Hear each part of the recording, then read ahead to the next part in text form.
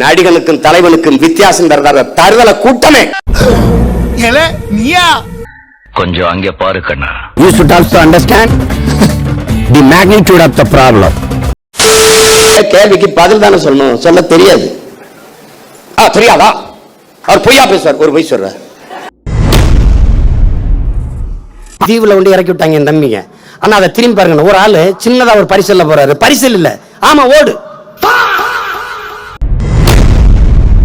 இப்ப இந்தியாவிலேயே AK-74 சுட்டா ஒரு ஆள் நான் தான் இருக்கேனா? சூனாப்பானா சுப்ரீம் கோர்ட்டே வந்தாலும் உன்னை ஒண்ணும் பண்ண முடியாதுடா. கூட நீ பயணிச்சு வந்தியா கேமரா வச்சுக்கிட்டு? உனக்கு எதுவும் தெரியாது. அப்ப சொல்றத கேட்டு சும்மா இரு. ஃளைட் வாங்கி ஓட்ட போய் ஃளைட் சொன்னா போய் போட்டு தேஞ்ச ரப்பர் செருப்பை போட்டுக்கிட்டு அப்படியே பழைய ஜிப்பா போட்டுக்கிட்டு இப்படிதான் பேசிருந்தான். ஒரு சைடா உட்காந்துருக்கிறத பார்த்தா சந்தேகமா இருக்கே, என்ன விஷயம்? புஷ்பா சார் எப்பவுமே 20-30 டிகிரி சாஞ்சுதான் இருப்பாரு. திறல்நிதி நம்மட மக்கள் இயக்க மக்கள்கிட்ட தான் பெற முடியும். நீ வாக்கு என்ன நீயாவாடா குத்திக்கிட்ட? அமைச்சர் இந்த முறை மாட்டுவான். மக்கள்கிட்ட தானடா கேட்ட. கவனித்தீரா? எதை மன்னா? இவன் பாடிய துதியை கவனித்தீரா? இல்லை மன்னா. நீர் எதைத்தான் சரியாக கவனித்தீர்? பெரிய மனுஷனாடா, பேப்பயல பேப்பயல ஈத்ர பயல பேப்பயல ஈத்ர பயல. நான் வாக்கையும் கேட்கிறேன், வலிமையும் கேட்கிறேன்.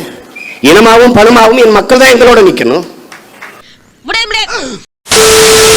கட்சி காசுல ஒரு தேடி இறந்த மாட்டோம்டா நாங்க, திறல்நிதி காசுல. இவனுக்கு முகரக்கட்டையெல்லாம் பார்த்தாக்க அவ்வளவு நல்லவனுங்க மாதிரி தெரியலையடா. 7 லட்சம் மக்களை திருச்சியில திரட்டி தமிழ் தேசிய அரசியல் பக்கம் நிறுத்துறாங்க ஒரு சாதாரணமாக.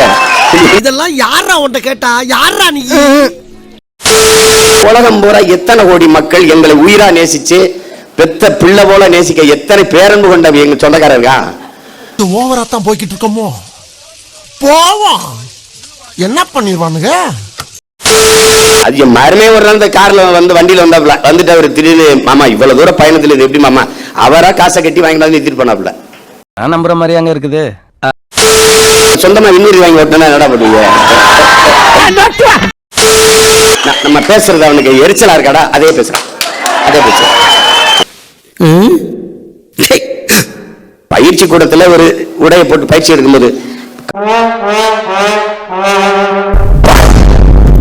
இந்த உடையை பார்த்தீர்களா, பேசுவது தற்சார்பு, ஆனால் போடுறது இங்க தயாரிச்சதாண்டா பைத்தியக்காரப்பல.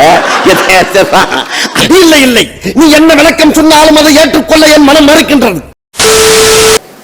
எதிர்க்கிறார், எதிர்க்கலடா, களத்துக்கு நாங்க வரலடா. வந்தா என்னடா அவங்க?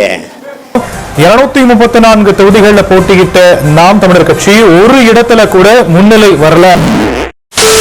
நான் தமிழன், நீ தமிழன், இந்த திமிரும் நிமிர்வும் வாழ்ந்து விட்டால் நம்மள ஒரு ரூபாய வீழ்த்த முடியாது. நிறைய போறான்டா. ஏதோ நாய் திருட்டு போய் கடிச்சு விடாம இருந்தா சரிதான். என் வெற்றியை நீ தள்ளி போடலாம், ஆனால் ஒருபோதும் தடுத்து விட முடியாது. ஐயோ சாமி, ஒண்ணுமே செஞ்சது. ஏன்னா நானா வந்தவன் இல்ல, உங்களை மாதிரி ஆசைப்பட்டு முதலமைச்சராக வந்தவன் இல்ல. நான் காலம் என்னை இறக்கி விட்டுச்சு. என்னென்ன சொல்றான் பாருங்க, கம்பி கட்டுற கதையெல்லாம் எழுத்து போடுறாங்க. மாண்புமிகு தமிழக முதல்வர் ஜோசப் விஜய் அவர்கள் இத்தனை தொகுதி தமிழ்நாட்டில் இருக்கும்போது பெரம்பூர்ல ஏன் நின்றார்? அவன் இன்னும் திருந்தலாமா? அவங்களுக்கு நல்ல ஆட்சி வருவதோ நல்ல அரசியல் அமைவதோ அவங்களுக்கு விருப்பம் கிடையாது. என்னடா முட்டாத்தமா பேசிக்கிட்டு இருக்க, முட்டா பயல.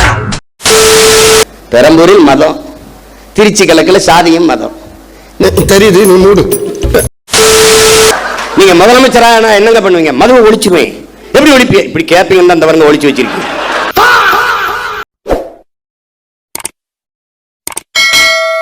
முடிஞ்சு